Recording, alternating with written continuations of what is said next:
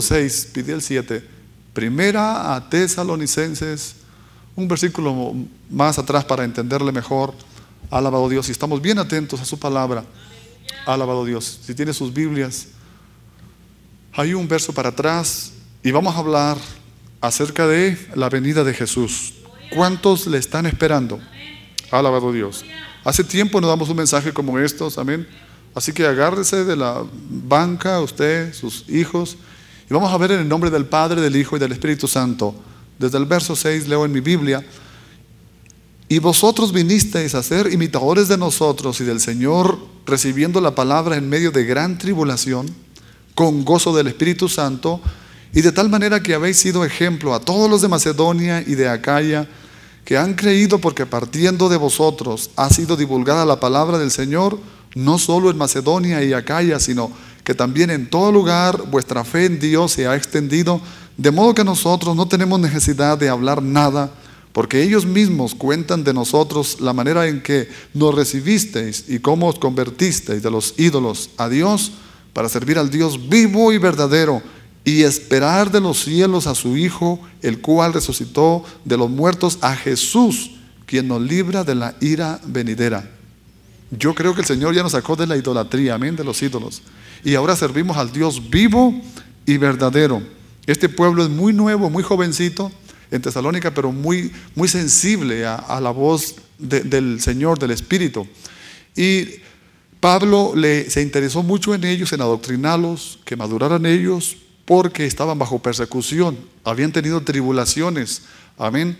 Ahorita vamos a hablar de una gran tribulación, pero ellos habían tenido persecuciones y todo, y en medio de ello servían a Dios. Padre soberano, te damos gracias por todo, por tu bendita palabra que es leída, oh Dios, día con día por tus hijos, por tu pueblo, en los hogares, Señor, en las iglesias, sinagogas, Padre, en hoteles, donde tu palabra es reverenciada todavía. Señor, gracias por darnos esa oportunidad de hablarla, como también de oírla, Señor, de distribuirla, Dios mío, a todo aquel que no ha llegado. Gracias te damos en el nombre de Cristo Jesús, esperando a Jesús. Tal vez mucha gente no asista regularmente a las iglesias porque no está esperando a Jesús, o espera un ataque, espera algo en su vida o en la nación para seguir esperando a Jesús.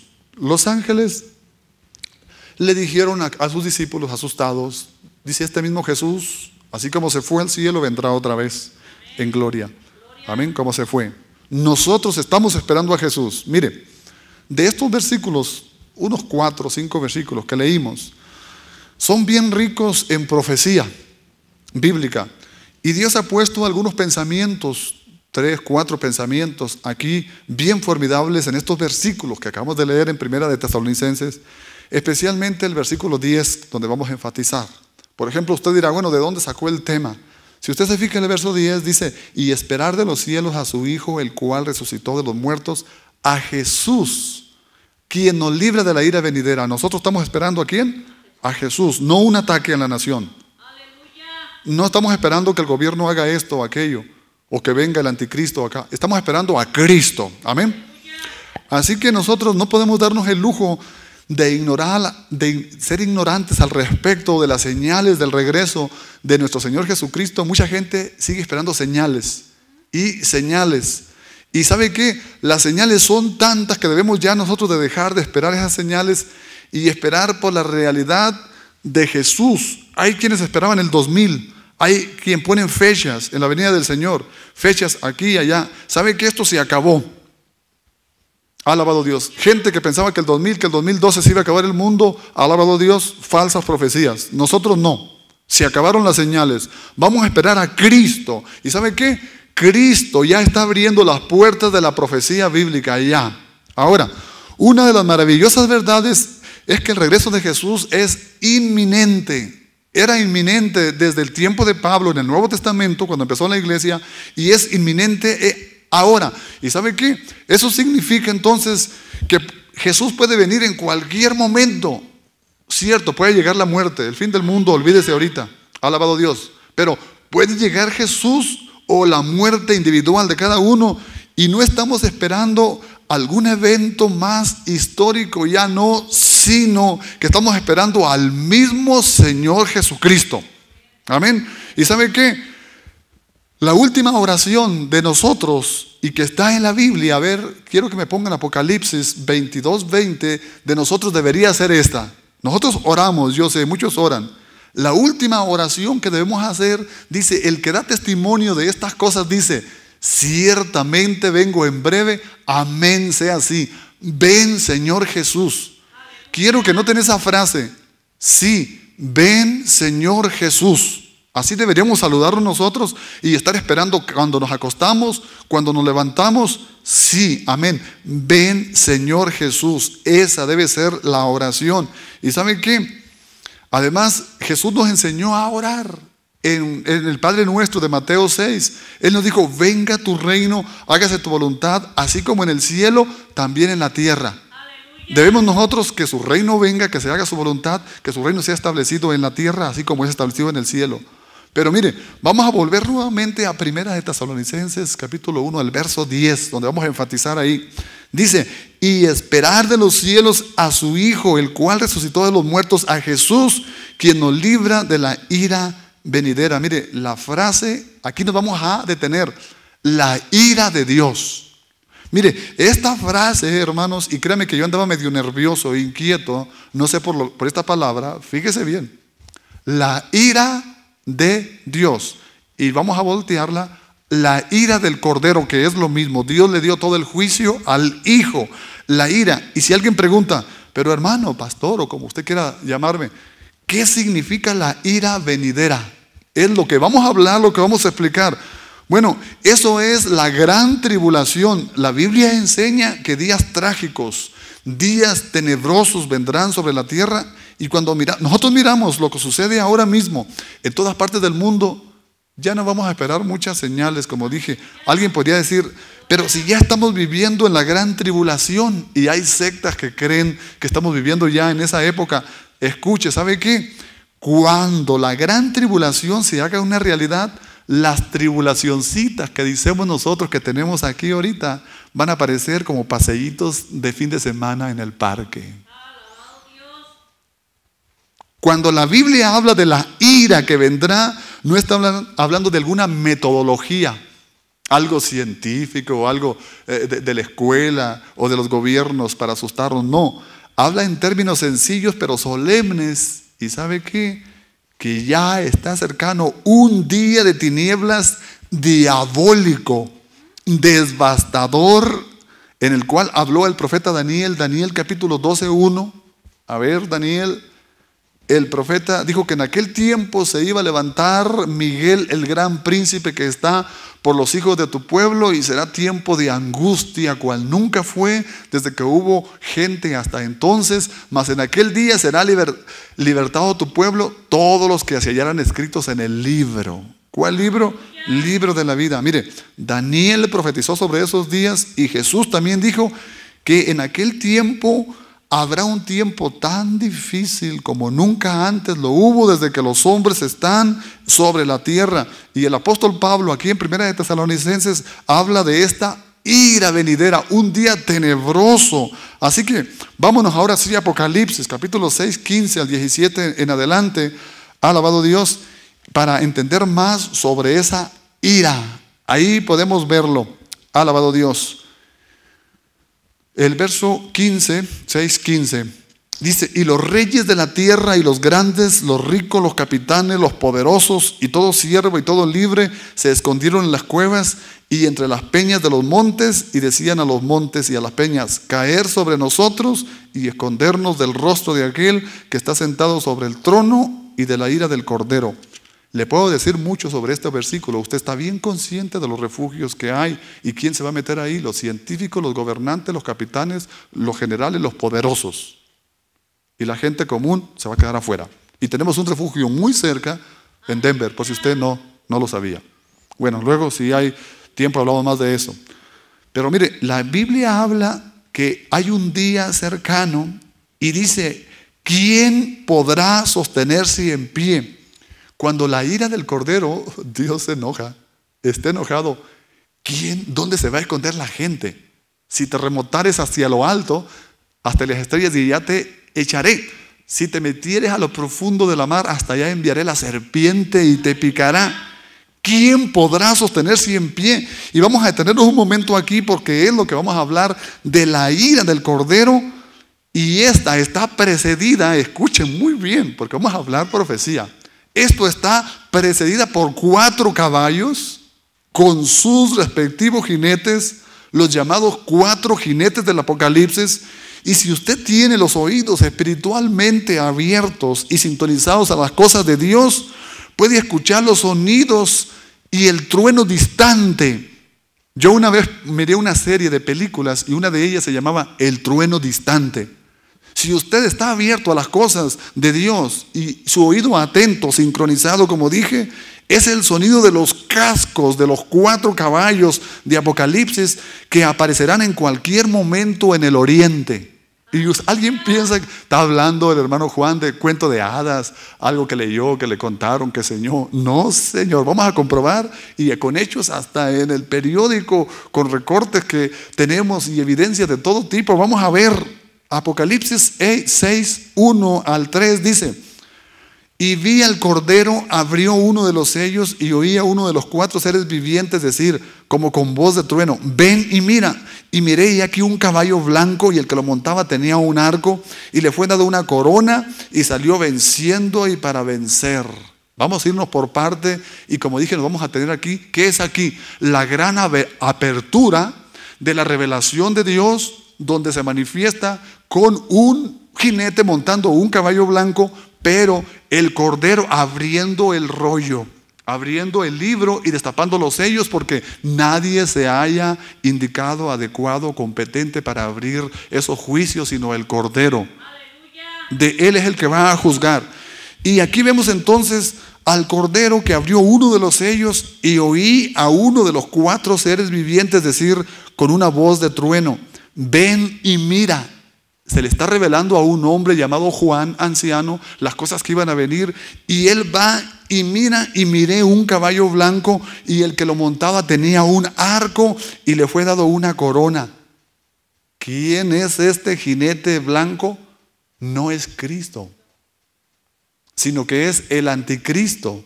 Si usted es curioso, la Biblia dice que cuando Cristo va a venir montado en un caballo blanco, Apocalipsis, por ejemplo, 9, 11, pero Él va a traer el nombre fiel y verdadero.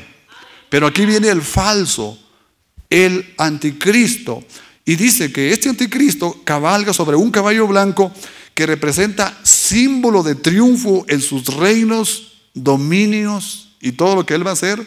Si usted se fija, los reyes de entonces, ellos entraban en un corcel blanco en aquel tiempo, y ellos muy orgullosos sobre ese caballo donde cabalgaban, y dice que él traía un arco en su mano, y que es un símbolo de guerra y símbolo de poder, y traía también una corona que le fue dada sobre su cabeza, que lo identifica como el rey y soberano de los reyes de la tierra, porque ¿sabe qué? Los que usan corona son los reyes y las reinas, no cualquier gente, y la Biblia lo identifica como el rey, el soberano, y solo los reyes hacen esto.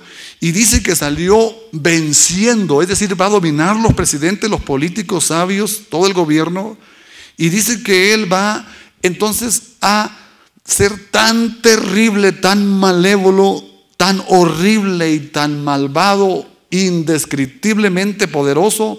Y la Biblia lo identifica a este jinete como la bestia. Y escuchen muy bien todo esto: como el hombre de pecado, el hijo de perdición, el malvado.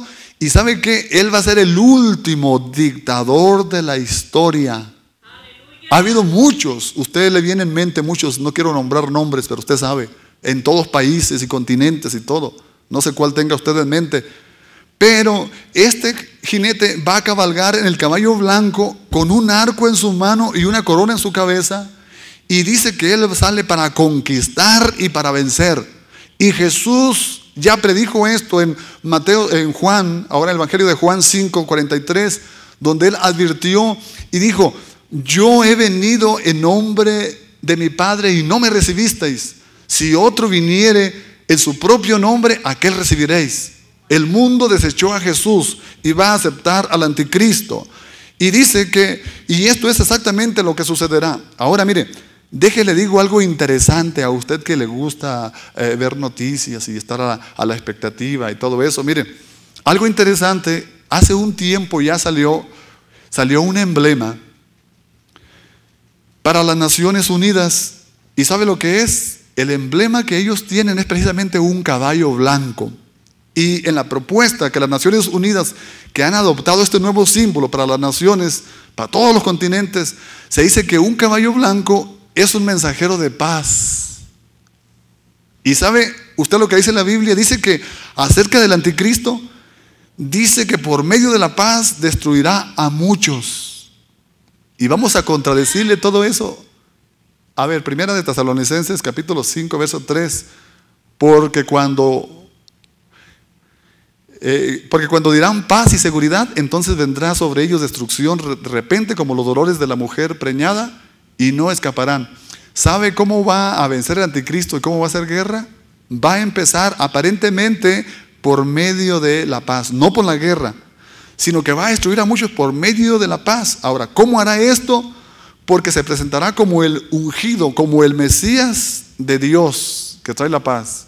Pero miren, acerca del caballo blanco como emblema de las Naciones Unidas, en el recorte de periódico dice lo siguiente, dice: la paloma como símbolo de la paz entre las naciones ahora tiene un rival. ¿Sabe quién es? El caballo blanco de Apocalipsis. Ay, cómo está encajando todo. Porque recuerde usted que la paloma representa el símbolo del Espíritu Santo en la Biblia.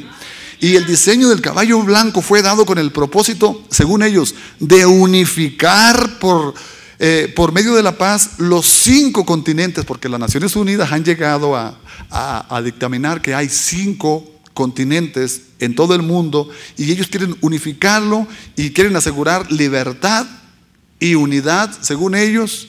Y dice que el jinete del caballo blanco, recuerde que tiene un arco en la mano y una corona en la cabeza que representa guerra, poder y conquista. Esa es la apertura. Así que el recorte del periódico dice que en la cabeza del caballo y como emblema de las Naciones Unidas será adornada con 5 cintas de diferentes colores en representación de los 5 continentes. Ahora, ¿cuáles son esos 5 continentes? Los que saben un poco de historia y geografía. Bueno, pues es Europa, es Asia, es África, es América y es Australia. 5 continentes, el mundo entero. O sea, ellos ya tienen el logo para el anticristo. Las naciones tienen eso ya hecho, bajo el cual estarán todas las naciones de la tierra, y su jinete está tomando forma ante nuestros propios ojos. El telón está cerrado, a punto de abrirse. Ahora, ¿cuál es el próximo jinete? Vimos el primero, jinete del caballo blanco. ¿Qué dice la Biblia? ¿Cuál es el próximo jinete? Génesis 6:4. Y salió otro caballo bermejo, y al que lo montaba le fue dado poder de quitar de la tierra la paz, y que se matasen los unos a los otros, y se le dio una gran espada. Entonces, ¿cuál es el otro jinete? El que monta el caballo bermejo, es decir, el rojo. Y el caballo blanco, dijimos que significa dominio. El siguiente caballo con su jinete representa destrucción. Todo va en un orden. Bermejo es rojo, es el color del poder, de la sangre. Y vemos entonces que cuando el anticristo, inspirado por el diablo, sale inspirado a conquistar territorios para hacer realidad todo el plan diabólico e ideado para conquistar a todo el mundo. Ahora, ¿qué es lo que va a pasar entonces? Bueno, ¿qué va a suceder?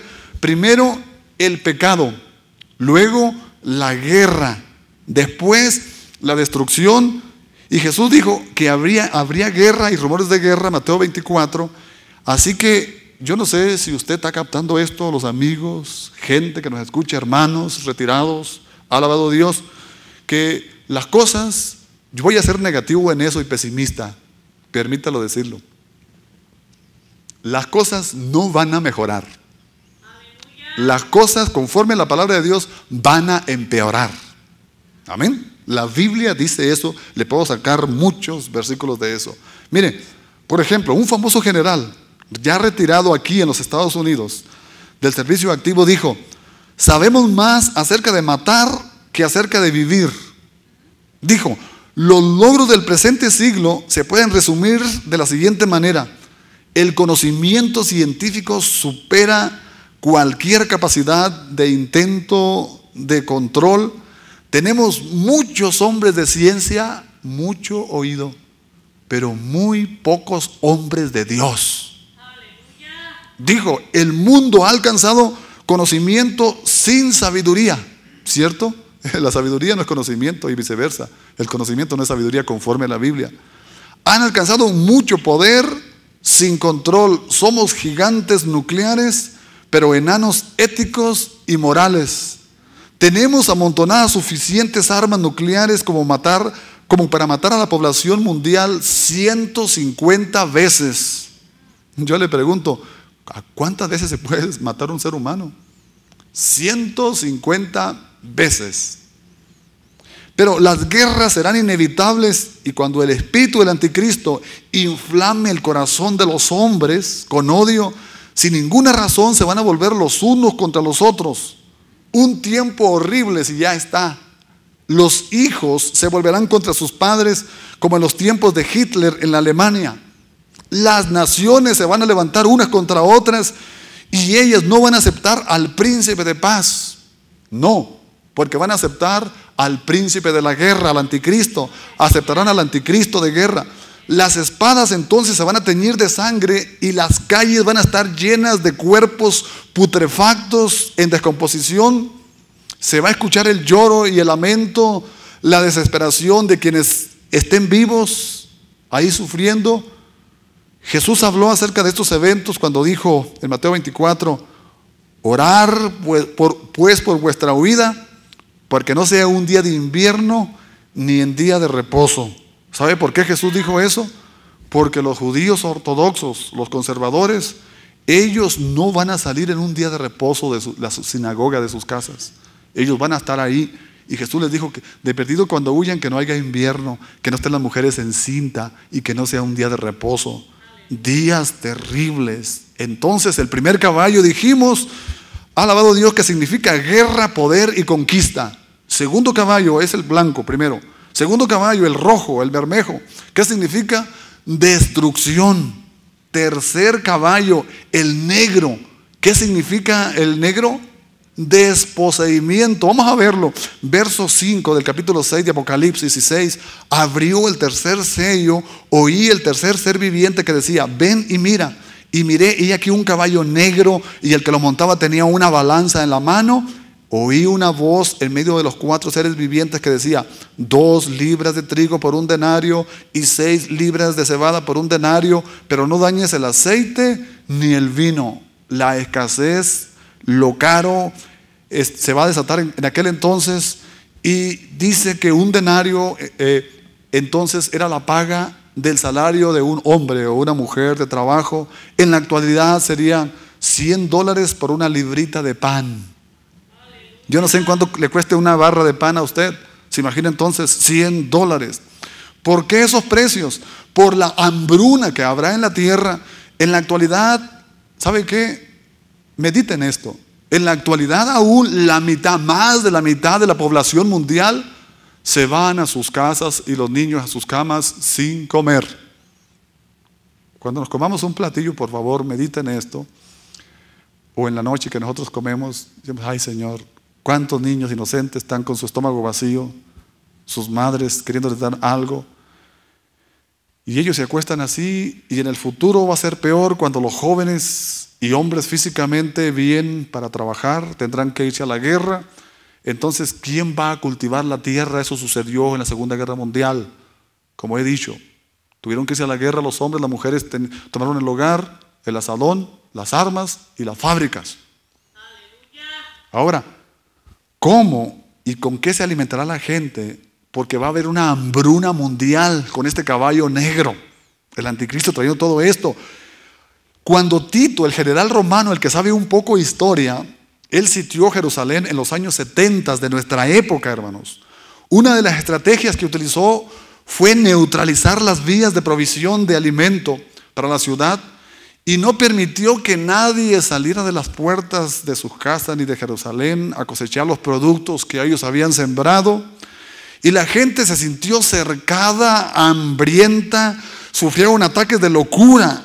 Los historiadores que les tocó vivir en aquel tiempo, hermanos, dicen que las mujeres mataban a sus bebecitos y los cocinaban para comer algo de comida.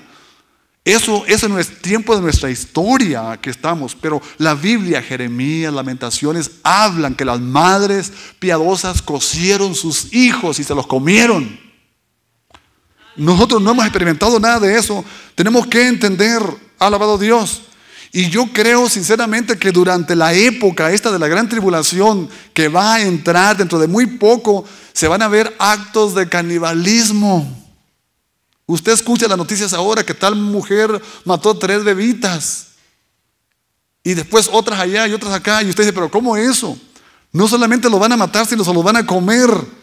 Alabado Dios, dominio, destrucción, desposeimiento y por último, exterminio y muerte. Apocalipsis 6, 7, 8, seguimos leyendo. Cuando abrió el cuarto sello, oí la voz del cuarto ser viviente que decía, ven y mira. Y miré, y aquí un caballo amarillo, y el que lo montaba tenía por nombre Muerte, y el Hades le seguía, y le fue dado potestad sobre la cuarta parte de la tierra, para matar con espada, con hambre, con mortandad, y con las fieras del campo. El cuarto sello, la voz se oyó, y dijo el cuarto ser viviente, ven y mira. ¿Qué miró? Un caballo amarillo. Y dice que tenía un nombre llamado Muerte.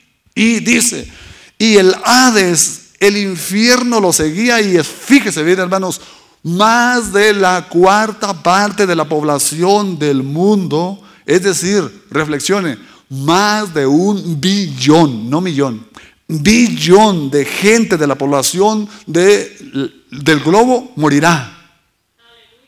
Oh, y la segunda guerra, primera guerra.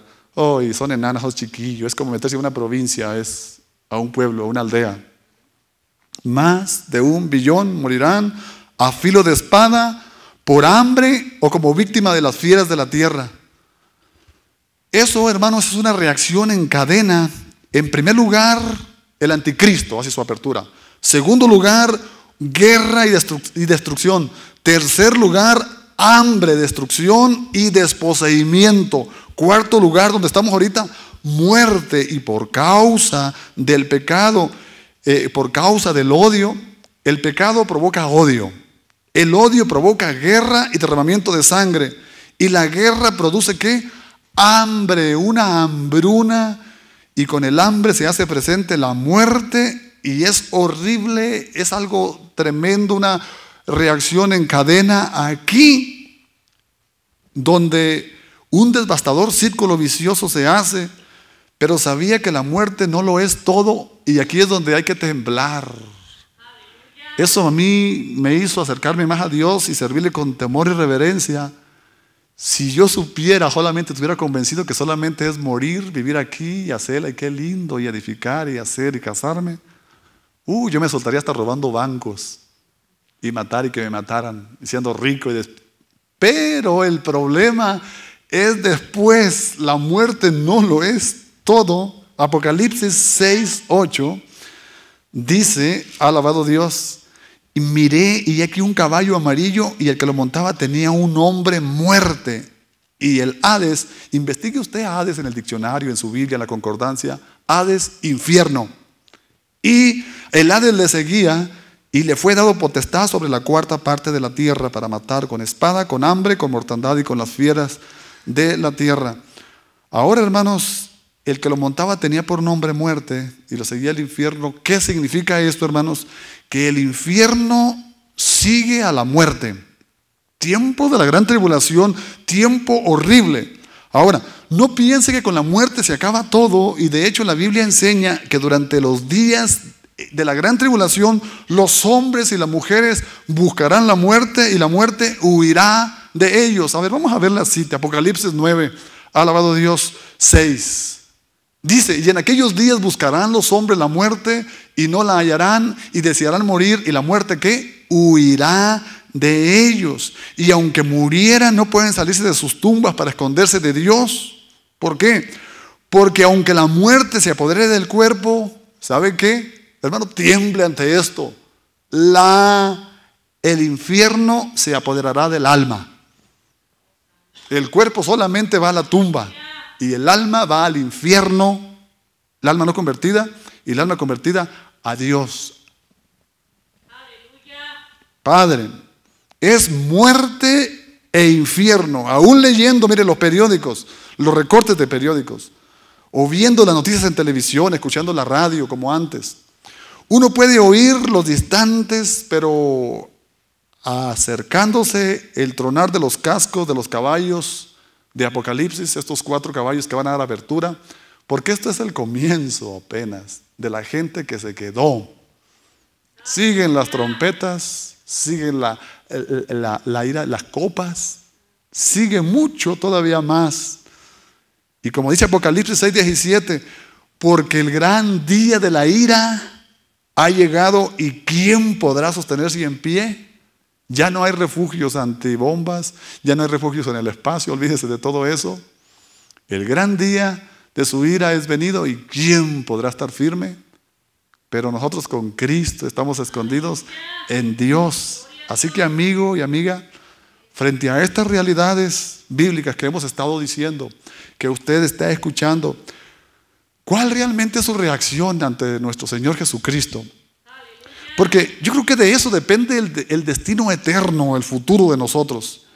Si alguien de que me escuche a través de la radio, ha alabado Dios, un CD o algo, no tiene aún una relación en su vida con Cristo Jesús, porque recuerde, de esto es que se trata. No como religión, sino como realidad. Porque yo no sé si quisiera hacer alguien una decisión ahora o afirmarse, el que anda todavía jugueteando y diciendo, no, pues es la iglesia, es nada más el pastor, ha alabado Dios.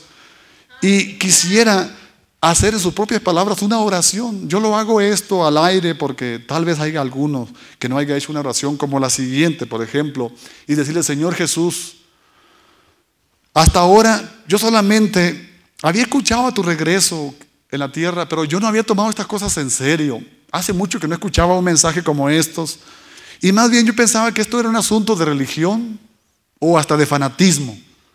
Pero te doy gracias por este mensaje que ha abierto mi entendimiento espiritual, me ha dado qué pensar, ha removido mi conciencia, mi espíritu. Yo me reconozco pecador, Señor, yo sé que te necesito, te pido perdón, porque tú pagaste, oh Dios, la deuda por mis pecados, tú entregaste tu cuerpo